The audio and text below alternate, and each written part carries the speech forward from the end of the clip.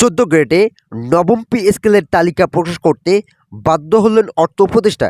একই সঙ্গে 1 জানুয়ারি কার্যকরে প্রতিশ্রুতি প্রধান উপদেষ্টা। এ বিষয়ে বিস্তারিত আলোচনা করার শুরুতে এখন পর্যন্ত যারা আমাদের এই চ্যানেলটি সাবস্ক্রাইব করেনি তারা অবশ্যই আমাদের এই চ্যানেলটি সাবস্ক্রাইব করুন এবং ভিডিওটিতে একটি লাইক করে ভিডিওটি কন্টিনিউ করুন। বাংলাদেশ সচিবালয় কর্মচারীদের আন্দোলনকে কেন্দ্র করে সরকারি চাকরিজীবীদের জন্য 14 গ্রেডের নবম পে স্কেলের চূড়ান্ত তালিকা ঘোষণা করা হয়েছে। কর্মচারী ফোরামের বিভিন্ন সংগঠনের নেতাদের চাপের ফলে অন্তর্বর্তীকালীন সরকার সময় বিলম্ব না করে নবম পে স্কেল বাস্তবায়ন করলেন। গ্রেড সংখ্যা পরিবর্তনের মাধ্যমে সরকারি চাকরিজীবীদের বেতন বৃদ্ধি করার ফলে দীর্ঘদিনের সমস্যার সমাধান ঘটল। ইতিমধ্যে কর্মচারীরা প্রধান উপদেষ্টা ও অর্থ উপদেষ্টার সঙ্গে সাক্ষাৎ করেছেন। সেখানে তাদের বেতন বৃদ্ধির বিষয়গুলো এবং 2015 সালের পর থেকে আর্থিক সমস্যার সকল বিষয় উপস্থাপন করেন। এরপর অন্তর্বর্তীকালীন সরকার পে কমিশনকে নির্দেশ দেয় যত দ্রুত সম্ভব নবম পে স্কেল বাস্তবায়নের গেজেট জারি বাধ্যতামূলক করতে হবে, যার ফলস্বরূপ আজ সকাল 10টায় যমুনা অতিথি ভবনে বৈঠক অনুষ্ঠিত হয়।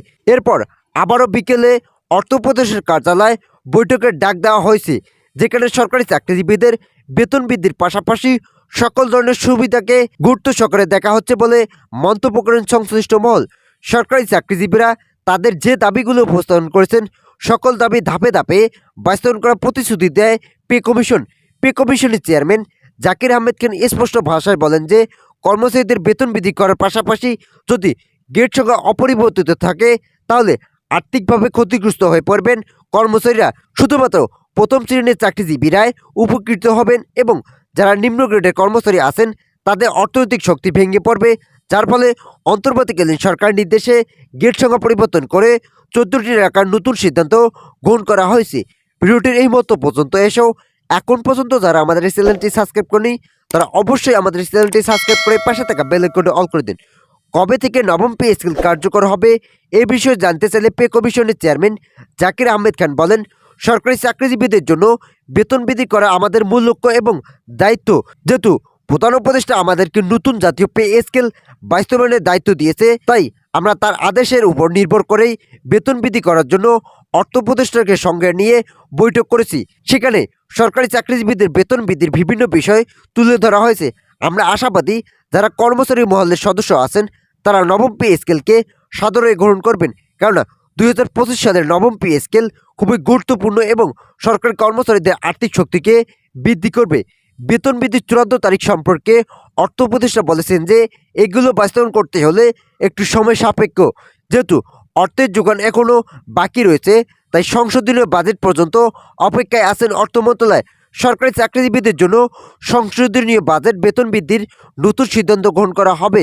এরপর থেকে যারা সরকারি চাকরিজীবী আছেন তারা তাদের মূল বেসিক সর্বনিম্ন 30,000 টাকা পাবেন বলে আশা প্রকাশ করেছেন সংশ্লিষ্ট মহল। এছাড়াও বিশেষ গুরুত্ব দিয়ে বলা হয় যে আগামী 1 জানুয়ারি থেকে সরকারি চাকরিজীবীরা নবম পে স্কেলের আওতায় সুযোগ সুবিধা গ্রহণ করবেন। এছাড়াও গেজেট প্রকাশ করা হবে আগামী 30 ডিসেম্বর 2025 তারিখের মধ্যেই। তাই সরকারি চাকরিজীবীদেরকে সকল ধরনের সমাবেশ থেকে বিরত থাকার জন্য অনুরোধ করেছেন অর্থ মন্ত্রণালয়।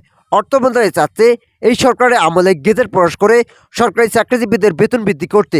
ভিডিওটির এই মতো পর্যন্ত এসেও এখন পর্যন্ত যারা আমাদের এই চ্যানেলটি সাবস্ক্রাইব করেনি তারা অবশ্যই আমাদের চ্যানেলটি সাবস্ক্রাইব করে পাশে থাকা বেল আইকনটি অল করে দিন। সূত্র বলছে সরকারি চাকরিজীবীদের বেতন বৃদ্ধি করা এতটা সহজ কাজ ছিল না, কিন্তু যেহেতু এই বিষয়টি সাহসিকতার সঙ্গে প্রধান উপদেষ্টার দায়িত্ব গ্রহণ করেন তাই প্রধান উপদেষ্টার আমলেই নবম পে স্কেল কার্যকর হবে এটা শতভাগ নিশ্চিত। এর মধ্যে সরকারি চাকরিজীবীরা কয়েক দফায় বৈঠক করেছেন, তাদের সকল দাবি দাওয়া বিষয়গুলো উপস্থাপন করে অর্থনৈতিক অবস্থানকে তুলে ধরেন এবং পে কমিশনের চেয়ারম্যান এই বিষয়গুলিকে ভালোভাবে পর্যালোচনার আশ্বাস দিয়েছেন। এর ফলেই সরকারি চাকরিজীবীরা নবম পে স্কেল বাস্তবায়নের নতুন স্বাদ গ্রহণ করবেন। আপনারা অবগত আছেন গতকাল সচিবালয়ে বিভিন্ন কর্মচারীরা আন্দোলনে নামেন। তাদের একটাই দাবি সচিবালয় ভাতা বৃদ্ধি করতে হবে। যেহেতু সচিবালয় কর্মচারীরা কঠোর পরিশ্রম করেন এবং ওভারটাইম বিনা পারিশ্রমিক কাজ করেন, তাই তাদের জন্য ভাতা বৃদ্ধি করা ন্যায্য দাবি। তাই তারা আন্দোলনে নামার পর তাদের দাবিগুলো উপস্থাপন করেন, কিন্তু এরপরে আইন শৃঙ্খলা বাহিনীর সদস্যরা কয়েকজন নেতাকে আটক করেন।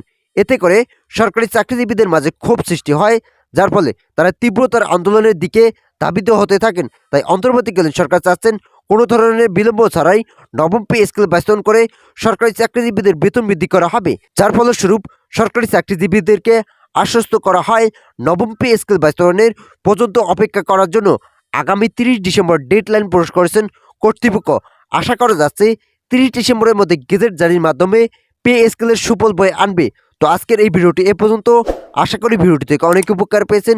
যদি উপকার পেয়ে থাকেন তাহলে অবশ্যই আমাদের চ্যানেলটি সাবস্ক্রাইব করে পাশে থাকা বেল আইকনটি অল করে দিন।